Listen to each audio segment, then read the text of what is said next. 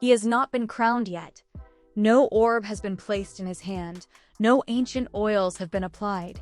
No archbishop has spoken the words that make a prince a king.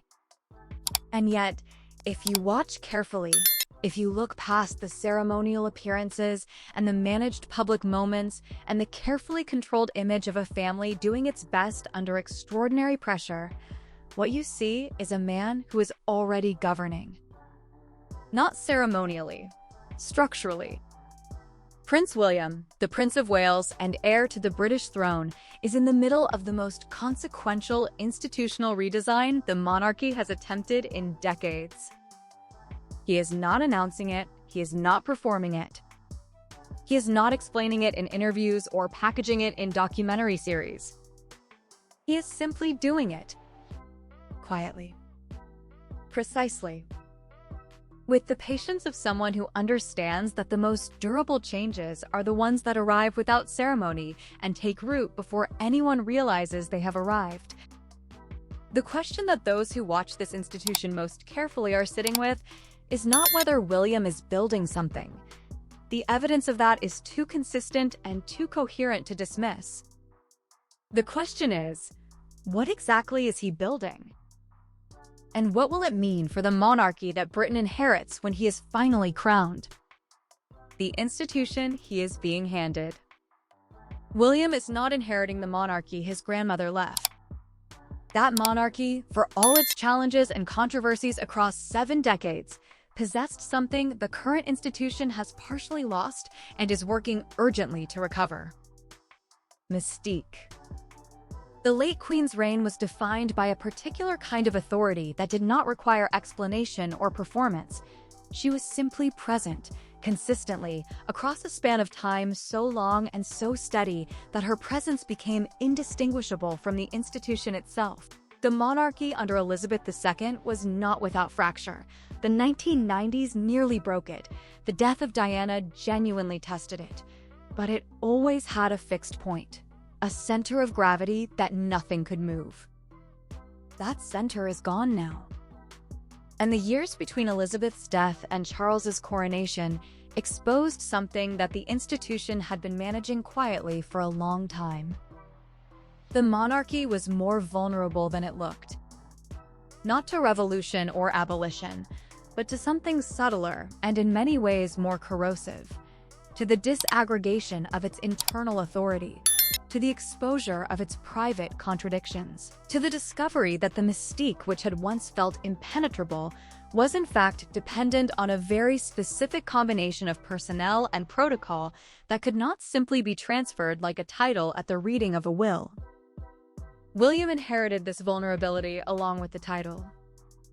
His response has not been defensive. This runs counter to the traditional assumption that a monarchy is strengthened by breadth, that more senior royals means more coverage, more charitable reach, more symbolic presence across a wider range of public life. William has effectively rejected that assumption. And the logic behind the rejection is sound. A broader working structure requires more management, more coordination, more internal diplomacy, and more tolerance for the kind of friction that generates headlines. Every additional senior royal is another potential point of institutional vulnerability.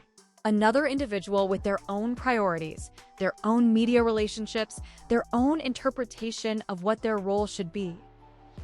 A tighter structure is harder to fracture. It requires less internal management. It generates less noise. And it concentrates institutional credibility in a smaller number of people whose behavior can be held to a more consistent standard. The departure of the Sussexes from working royal life was a wound. Nobody with any honesty about the situation would describe it otherwise, but viewed through the lens of William's long-term strategy, it also performed a function. Every royal who removes themselves from the working structure inadvertently strengthens the core by removing a potential source of institutional friction. The monarchy that emerges from this period of contraction may be smaller. But smaller, in this case, is not weaker. Smaller is more defensible. The people William is positioning.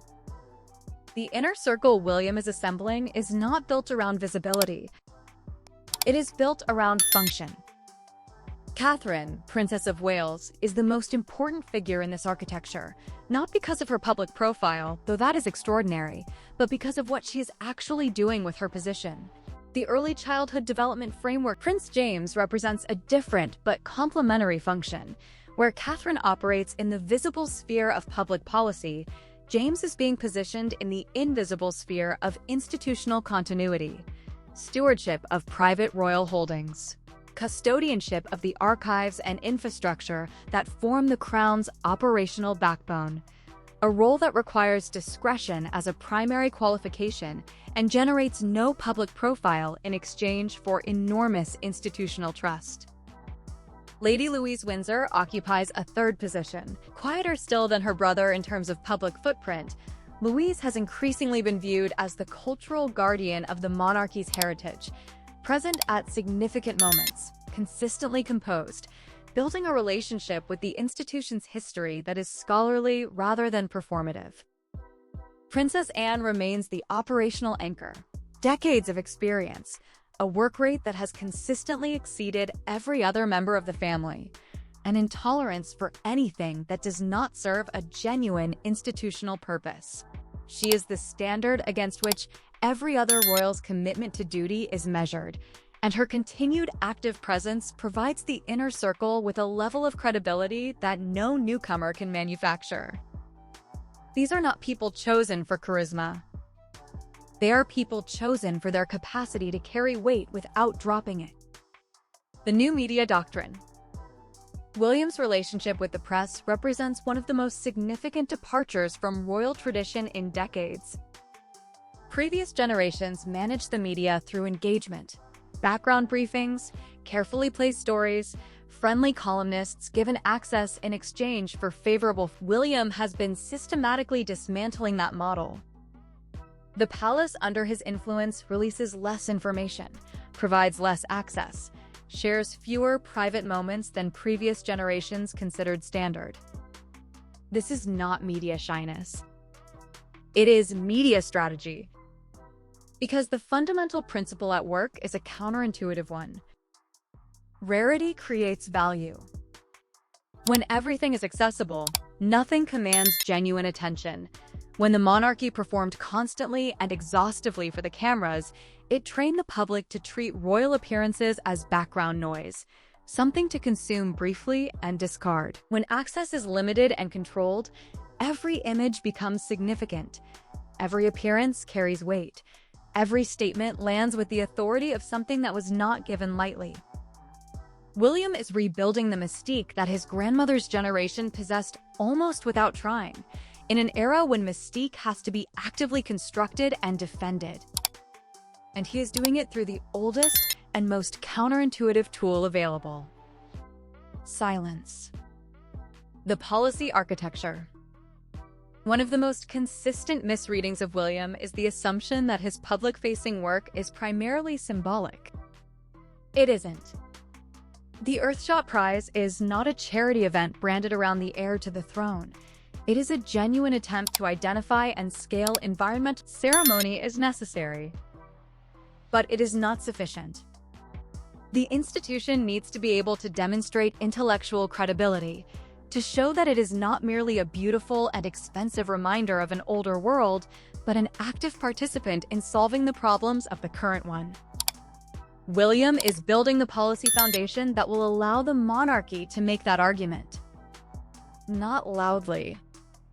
In a media environment, silence is not weakness. It is the only weapon that does not generate ammunition for the other side.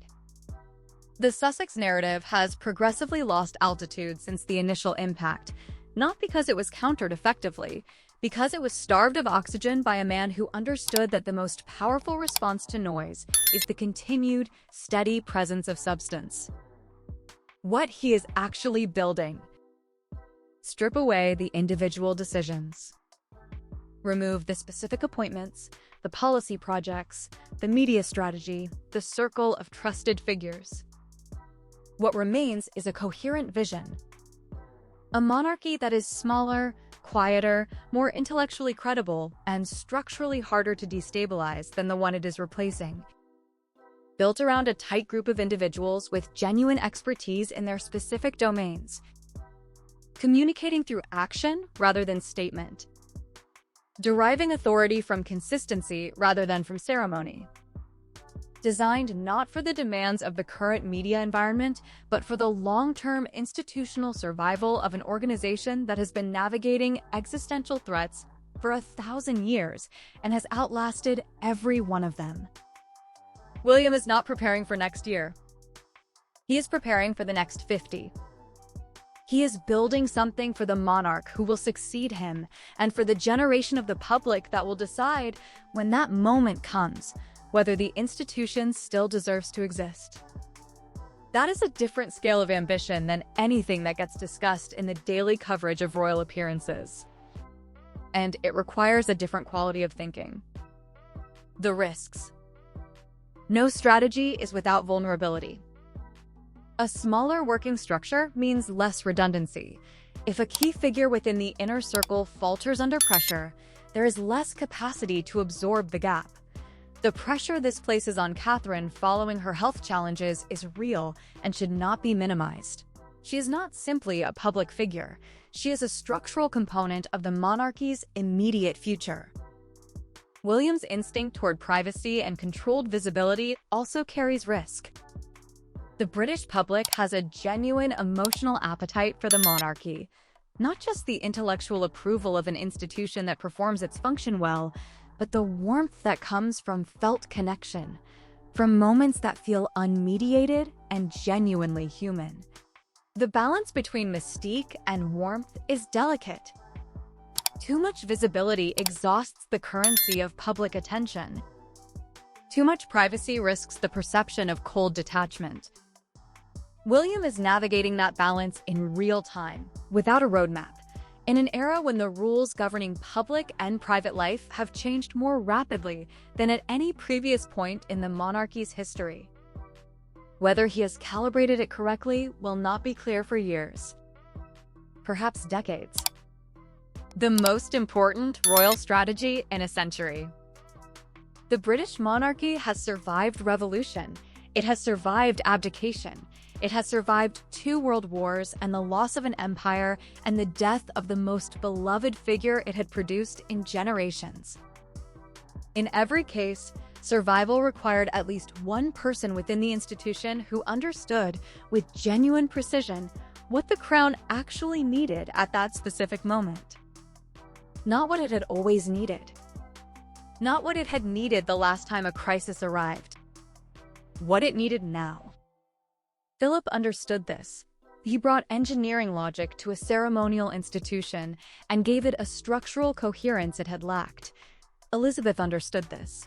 She gave it 70 years of unbroken, undeviating commitment to the idea that the institution was more important than the individual wearing its name. William is doing something similar. He is identifying what the monarchy needs in the specific conditions of the 21st century, not the conditions of his grandmother's era or his great-grandfather's era, and he is building toward it with a patience and a precision that are beginning to become visible to those who know where to look. What he is building is not for himself. It is for the child he is raising who will eventually inherit it.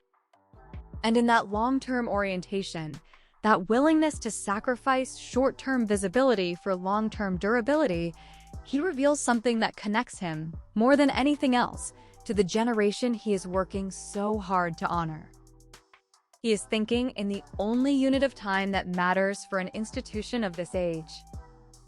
Not years. Generations. The House of Windsor is not reacting to the world right now. It is redesigning itself.